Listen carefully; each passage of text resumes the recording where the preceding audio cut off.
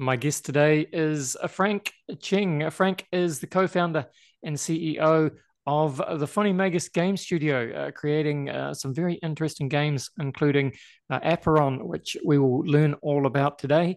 But first, welcome to the show, Frank. Hi, thank you for having us. Andy, right? That is right, Frank. Look, Oh, oh, it's a pleasure to have you here, Frank. So let's do what we do at the beginning of the show. It would be cool if you could please introduce yourself, Frank. Love to just hear a little bit of your personal and professional backstory, what you've been doing in the lead up to co-founding Fonnie Magus. sure. Well, Frank here. I'm the co-founder and law keeper of Apeiron. Sort of like a CEO, but we don't like to keep C-suite titles, so we give ourselves funny names.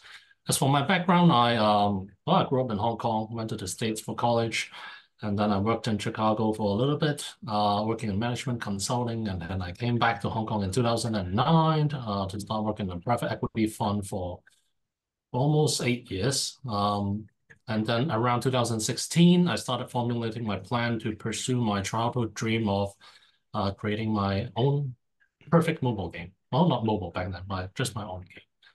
And yeah, so I've been, other than my professional career, I've actually been a very, very hardcore gamer most of my life. And I really love games. I just have no talent in programming or art. But anyway, it's been one of my dreams. So after all these years, after meeting a lot of different people, finding the right timing as the mobile markets boomed, I found a team and a possibility and a chance to pursue my dream. So I went ahead and founded this company in 2016 in Hong Kong, actually. Um, and from then on, we've been trying to build unique games and mechanisms. And the one game that started it all is actually Apeiron. Apeiron is the passion project, a dream that I started the company with, and took us 8 years to realize this dream today. Fantastic. Well, just before we dive into the wonderful world of Apeiron, then Frank, you talked a little bit about your background in terms of I think you've been a private equity investor, management consultant, so kind of more traditional finance background. But you did say that you've always been a hardcore gamer, and for anyone watching this on YouTube, you'll be able to see behind you, Frank. I can see this looks like an assorted collection of collectibles, some video game items there behind you as well, no doubt. Yeah, well, um, most of the dudes is from Apron, but you can see I'm a hardcore Blizzard fan. My gaming years span from 1990s all the way to 2000s. So the golden age of Japanese console games and also PC Windows. So anything from Super Nintendo, Final Fantasy, Chrono Trigger, Street Fighter, and then all the way to her first love is Red Alert, Command and Conquer series, Doom series, Blizzard, every single game from Blizzard, and um, and then and then also Counter-Strike. So everything I played rather competitively. Managed to make top 50 in Red Alert and StarCraft 1 in the old days. Street Fighter, Third Strike, arcade game. Love to play competitions. Can't beat the Japanese though. But yeah, always loved Counter-Strike Source, played it until Cal M. So yeah, was a hardcore gamer, but couldn't really play games after I graduated. Got to focus on working. And so I mostly play like single player games when I can. But yeah, don't have time. I mean, still this day, I still buy games. I buy every Final Fantasy game out there, Blizzard game out there. It's just sitting in my library, but it's something that I really love. And so, when did you make the leap towards wanting to make Apeiron a Web3, I suppose, Frank, as opposed to just like a phone, a mobile game? Well, I first founded a company to pursue my dream is the mobile gaming market was booming. And and I think, wow, that's great. I mean, for me, I love console games. I love traditional games, but I no longer have any time to play them. Mobile games with the fragmented game time, although heavily monetized, still allows me to play some games. And I think it's great. it's maybe opportunity for me to start. So I started from there, and then I I I was finding my own team, trying to think of a genre that's unique, because the gaming industry is very, very competitive, even before Web3. I mean, Web2 itself, there's 5,000 games published every month. So we have to find a unique positioning. And one of the games that I miss the most are God games, Black and White, Populous, during the golden years of PC gaming as well. And I started there trying to think, well, God games is very hard to make. It's very hard to explain as well. But that was back in the days. With the modern technology in gaming and the talent I see around Asia, China growing, I think we can try it. So we started there, and that's where the God game is first spawned. But over time, in order to fit the mobile gaming industry, the monetization, the gaming, the competition, and the monetization, we started to incorporate this battle system, which is also very unique because we want to be innovative in order to stay ahead. So we incorporate all these elements. So we have the battle and God game prototypes testing and down, but still the business model is the final piece of the puzzle we're trying to solve. On mobile, you have free-to-play, you have Dutch car mechanics, you have in-app purchases, all microtransactions that can boost very great monetization in the short term. But throughout the years, as I grow attached to my team, I mean, we see the gig business. So the entertainment business is something that moves from one gig to another. And it would be sad because in order for the company to thrive, we should retain our core designing team and employees to grow our experience together. So we want to go for a business model that is not such short-term one-off thing and then move on. And the only thing that I think is worth exploring is IP franchising, how games can move from just a game to an entire collection of stories, animation, merchandise. It's pretty popular, the ACG industry in Japan. And in Hong Kong, there's a very lacking original IP. And we went from there, shape everything from the story, the merc, the animations that's to come. But still, the mobile platform, the free-to-play model, is not the best to sustain this.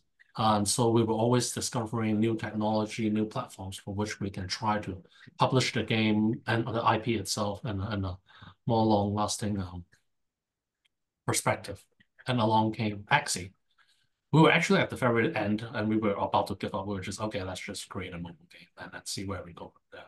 But at that moment in 2021, we saw Axie and we studied it, we played it, and we found it to be extremely interesting and the potential is huge. Breeding mechanisms merged with NFTs and tokens, it aligns and validates the value of NFTs and the incentives of tokenization is absolutely interesting. Games rely on incentives to acquire and retain users.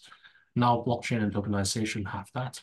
But of course, there's a lot of supply and demand mechanics that we have to pay attention. That's why we spend the time to monitor and learn from the space. Still learning, not saying we found the answer.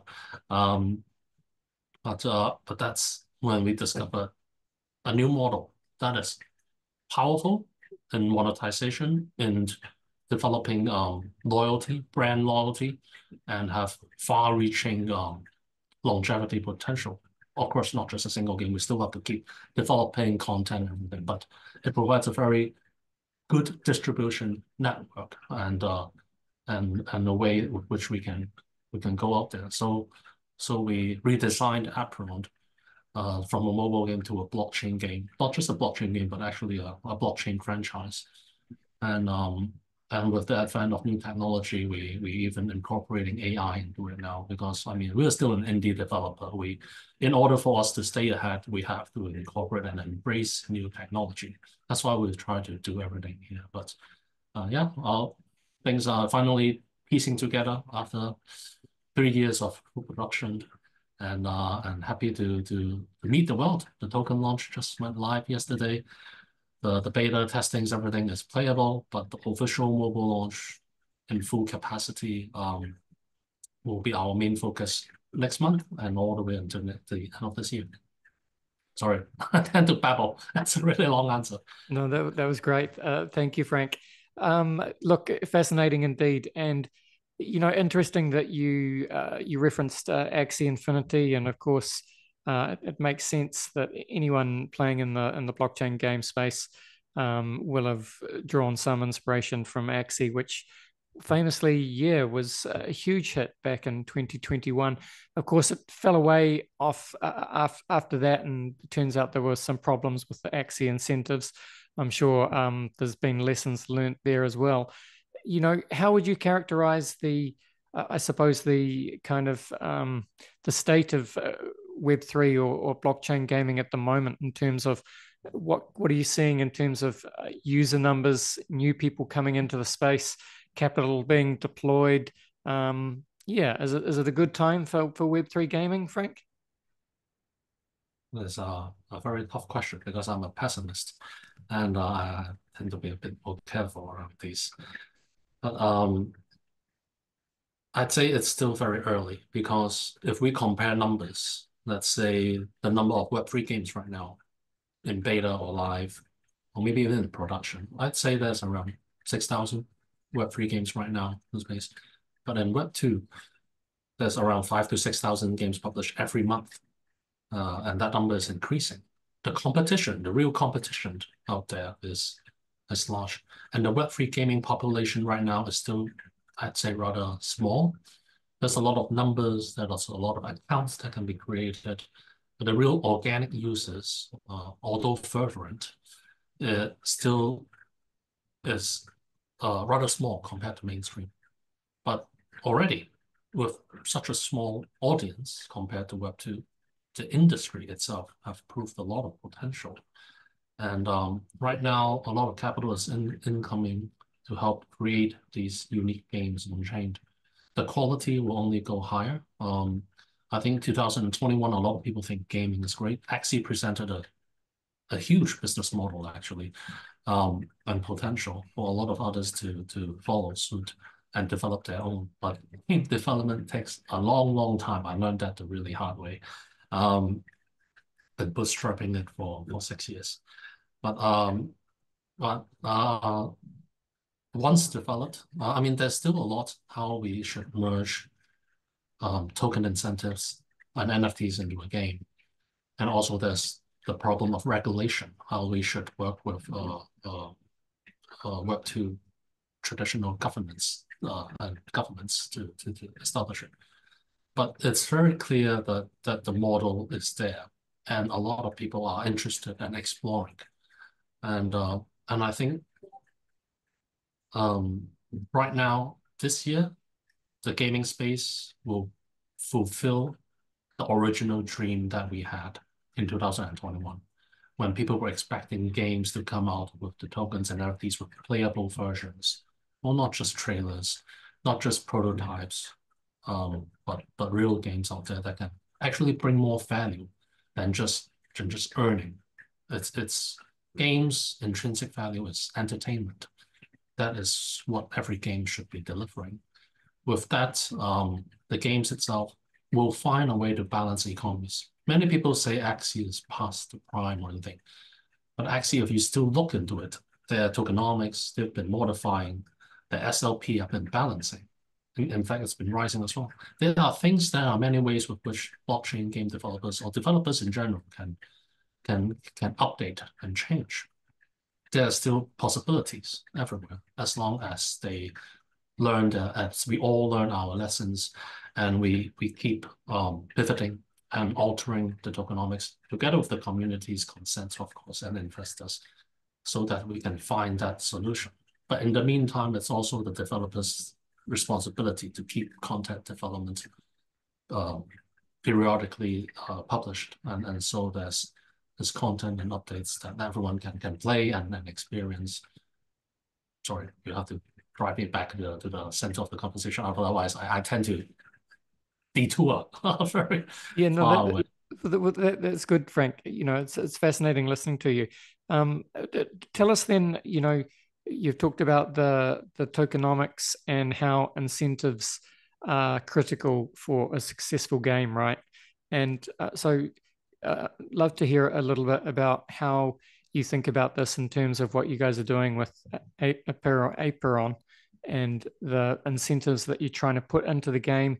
Tell us about the token launch that you've just had, how that plays its part in those incentive structures. And yeah, please. That is an even longer answer that you have to bear with, because Apeiron's tokenomics is quite unique. It's experimental, but in our eyes, we stick with the two token model. We designed it with two token models in mind after monitoring XE. We think it's brilliant. You have the core ecosystem token and you have a game utility token. I also want to do a third token down the road, and I'll talk about that a little later. We believe the two token model is better than the single token model. Actually, that is a very wrong way to phrase it. Sorry, we'll have to take that back. I think there are many different token models. There's a single token, dual token, multi-token currencies. We don't know which one is right just yet, because different games, different audiences, different gameplay methods, earning methods actually can vary a lot. But for our game, we believe that filtering different types of users, investors, gamers, guilds, speculators into different resources or different venues of earning mechanisms is better, instead of bunching everyone into the same basket. What we see is that players need incentives. There should be a token there to continually give them this incentive to go. The players also fluctuate and can scale extremely quickly. It's hard to devise a limited supply model to scale accordingly with this without sacrificing the daily yields or the mentality of earnings for the players. So a game utility token, of course, one that is monitored according to the ecosystem's growth, is essential for attracting new players and maintaining that retention for players to keep coming in. But can a token that scales this fast be your main utility token with a limited supply? It's possible, but I think it's easier to balance it if we separate it out. Of course, the game itself and the ecosystem have to be large and complex enough to absorb these type of currencies. And Apeiron is something that we've been working on. It's not just a single game. It's actually four core gameplay mechanisms: card game simulation, roguelite dungeon, PvP arena, and breeding mechanisms all merged into one. So for us, we want the creation of NFTs and expanding and the reflection of our ecosystem's health to be with this core ecosystem token. And if you look into our tokenomics for the core token that we listed, we give very little airdrops in the beginning, because I mean, airdrops is great for regenerate. That's where we focus in the second token. The purpose of the incentive token, the game token, is to do that. But for the core ecosystem that reflects the health of the company, the health of the ecosystem, I think we want to control sell pressure as much as possible. That's why if you look into our tokenomics, all investors' early unlocks are escrowed to us, so we can work together and maintain the sell pressure.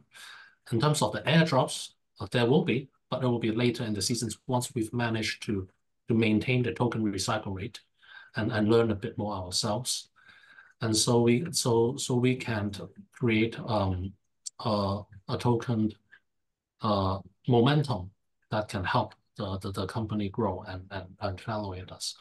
As for the second token, that's where the incentives grow, but there's also more game utility there. And we want those in the hands of the gamers who can mint it, create it, and use it every day.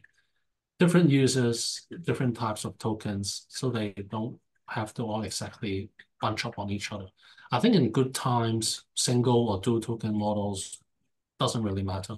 But in bad times and bear markets, I think it's essential that we have these mechanisms here to gate sell pressure and to maintain the health of the overall ecosystem. And down the road, I even plan the third token because that's for the massive multiplayer game that will be expanded in Apeiron. Apeiron right now is a very single player PvP 1v1 experience, but coming up later this year, we'll expand to guilds, to massive clan wars, map gameplay. So those are a very massive multiplayer clan wars, and the production of resources over there should function very differently from single player campaign resources, because you still need players to play individually every day. But the guild gameplay is something that moves everyone as one, and it should be a collective, more premium token. Okay, I'll stop here. Got it. Thank you, Frank. And look, it'd be good also just to understand a little bit more about what you mean when you talk about God games, right? So I'm sure hardcore gamers know what you mean. I think I do a little bit. And like just reading through your white paper, it says, you talk about being able to play at God, to wield the power of creation and destruction in the palm of your hands, to shape your own planet and guide the rise and fall of civilizations, to weave the fabric of space-time and bear witness to entire life cycles of the stars, ascend to the heavens, welcome to the Apeiron universe. So yeah, pretty inspiring stuff there, Frank. Yeah, well, that's the original game that we intended. Sadly, I'm not going to publish that. It comes later this year. Because the blockchain economy and game development, the core economy and everything still revolves around battles. We think win to earn is pretty interesting. Is I guess hopefully a bit more sustainable than just playing casually and rewarding players too much. We should still reward them, but winning competition uh, is is a very good economic driver. It's present in mobile games and even in the Web2 industries. So we want to stick with that, and that's why we have this out. And honestly, it's much harder to balance and develop. So we focus on this first. The card game simulation is more of a single player experience. So there's less balancing and stuff that we need to input there.